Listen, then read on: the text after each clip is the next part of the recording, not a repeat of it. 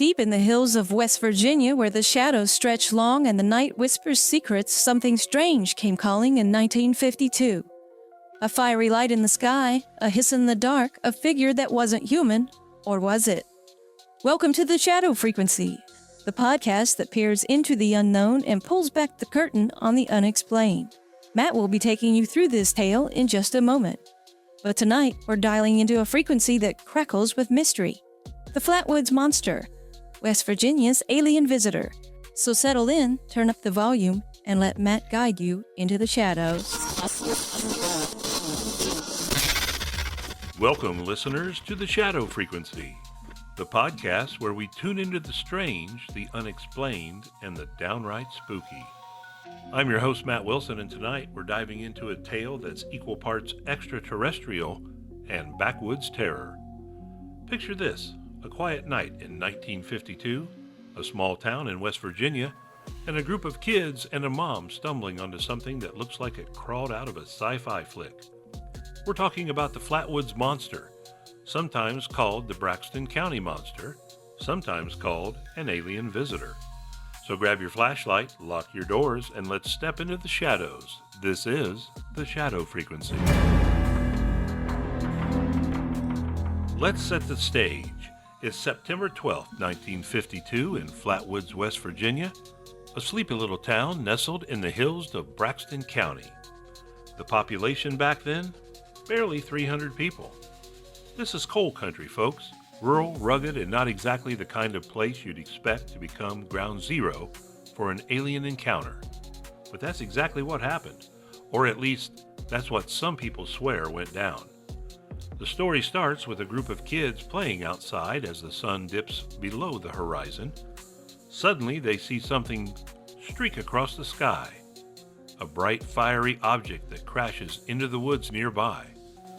Now, if you're a kid in 1952, what do? You grab your buddies and go investigate, right? And that's exactly what they did.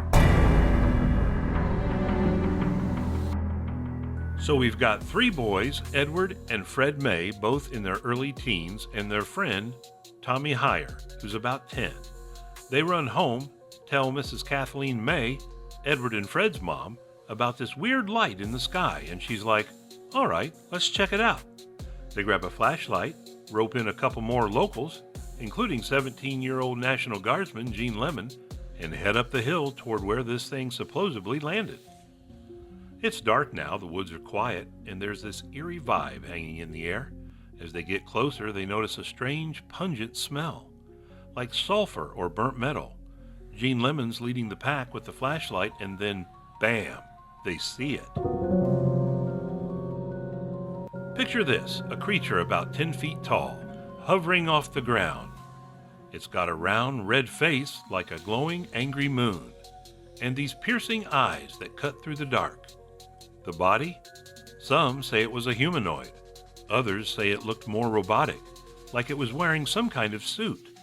And the creepiest part, it's got this weird spade-shaped hood or cowl around its head, almost like an ace of spades floating in the night. They said it hissed like a snake or a steam engine and moved toward them with this gliding motion. Gene Lemon, tough National Guardsman that he is, takes one look at this thing, drops the flashlight, and bolts. The whole group freaks out, screaming, tripping over each other as they haul it back down the hill. And folks, that's the Flatwoods Monster in all its terrifying glory. Now here's where it gets wild. These witnesses didn't just shrug this off and go to bed. They were shaken, physically sick even. Kathleen May said they all started vomiting, their throats burning like they inhaled some kind of gas. Gene Lemon was so rattled, he couldn't stop shaking. They stumble back into town, tell their story, and pretty soon the local sheriff and a newspaper reporter, A. Lee Stewart Jr., show up to investigate. Stewart heads to the site that night and finds not much. No monster, no spaceship, just some weird skid marks in the grass and that lingering sulfur smell. But the story explodes. By the next day, it's all over the papers, and Flatwoods, West Virginia, becomes the talk of the nation. So what was it? Let's break this down. The official explanation, and you know I love a good skeptical take, comes from the U.S. Air Force. They say that fiery object in the sky was just a meteor. It was a known meteor shower night, and one probably landed nearby, spooking the group. As for the monster, they chalk it up to a barn owl. Yeah, an owl. They say the witnesses saw its glowing eyes and weird shape in the dark, panicked, and their imaginations ran wild. The smell? Maybe some natural gas or a chemical reaction from the meteor. Case closed, right? Well, not so fast. Here's the problem with that owl theory. Kathleen May and the boys were adamant that this thing was 10 feet tall, way bigger than any owl, and it hovered. Owls don't hover unless they're about to swoop, and this thing didn't swoop. It glided toward them. Plus, that sulfur smell and the physical symptoms, that's not owl-related unless West Virginia's got some radioactive barn owls we don't know about. Some folks, like UFO researchers, say this was no bird. They think it was an extraterrestrial, maybe a pilot from that crashed craft wearing some kind of protective suit. The hissing? Could have been a breathing apparatus. The red face? A helmet or visor? It's 1952, the height of the Cold War and UFO mania, perfect timing for an alien pit stop. Whatever it was, the Flatwoods Monster left a mark. This wasn't just a one-off story. It became a legend. The town of Flatwoods still embraces it today. They've got a Flatwoods Monster Museum, complete with replicas and memorabilia. There's even a yearly festival, the Flatwoods Green Monster Days, and get this, it's popped up in video games like Fallout 76, which is set in West Virginia. The monster's design, that creepy spade-shaped head, it's iconic. But here's what gets me. Why Flatwoods? Why this tiny town? Was it random? Or is there something about those hills that draws the weird to it? All right, listeners, I want to hear from you. Have you ever seen something in the woods you couldn't explain? A light in the sky? A shadow that didn't fit? Drop us a message in the comments. I'll read the best ones out on the next episode, and stick around. We're diving deeper into the Flatwoods Monster after this quick break. Dive into the unknown with the Shadow Frequency. Join host Matt Wilson as he unravels tales of the paranormal, the bizarre, and the unexplained. Ghost, cryptids, and legends. Every episode's a new mystery. Subscribe now on your favorite platform and tune in wherever shadows flicker. Welcome back to the Shadow Frequency. I'm Matt Wilson, and we're unraveling the mystery of the Flatwoods Monster. Before the break, we talked about the encounter and the skeptics versus the believers. Now let's dig into some of the weirder details and what they might mean. One thing that stands out is the craft itself. The kids saw it crash, but no one ever found a wreck. The skid marks Stewart saw could have been from anything. A meteor? Sure, but what if it was a ship that took off again? UFO lore from the 50s is full of stories about craft landing briefly, then vanishing. And then there's the witness symptoms, nausea, burning throats, weakness. That sounds like radiation exposure or chemical poisoning. In 1952, no one's thinking alien tech, but today, it's hard not to wonder if they stumbled onto something toxic left behind by that visitor. And here's a tidbit from local lore. Some old-timers in Braxton County say strange things have been happening in those woods for years. Lights in the sky, weird noises. The Flatwoods Monster might not have been a one-time guest. Maybe it's tied to the land itself, some kind of hotspot for the paranormal. Think about it. West Virginia's got Mothman, the Braxton Monster. Why not an alien too? It's like the state's a magnet for the unexplained. I dug into some research for this episode and found a quote from Joe Nickel, a paranormal investigator who leans skeptical.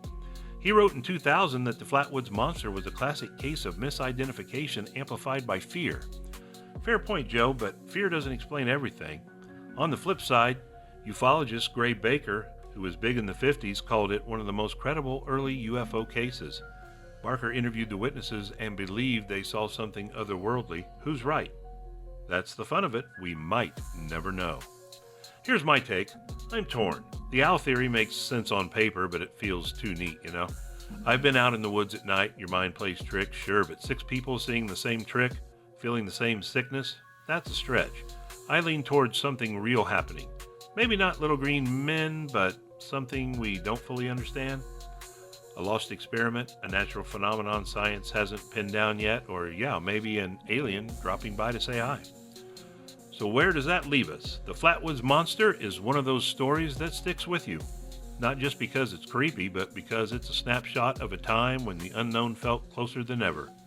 1952 was a world on edge. Space was the next frontier, and people were ready to believe anything could fall from the sky. Maybe it did. Or maybe it was just a shadow in the trees given life by a group of scared kids and a mom with a flashlight. What do you think, listeners? Alien, owl, or something else entirely? That's all for tonight's dive into the shadows. Make sure you join us next time. Don't forget to send in your own creepy stories. We might just feature you. This has been the Shadow Frequency with me, Matt Wilson. Stay curious, stay spooky, and always keep an eye on the sky. Until next time, listeners, tune in to the shadows. The shadows grow long and the frequency fades for now. Thanks for joining Matt on this journey into the unknown. Please like and subscribe to the Shadow Frequency to keep the strange alive. We'll see you next time. Until then, keep listening for what lurks beyond the static.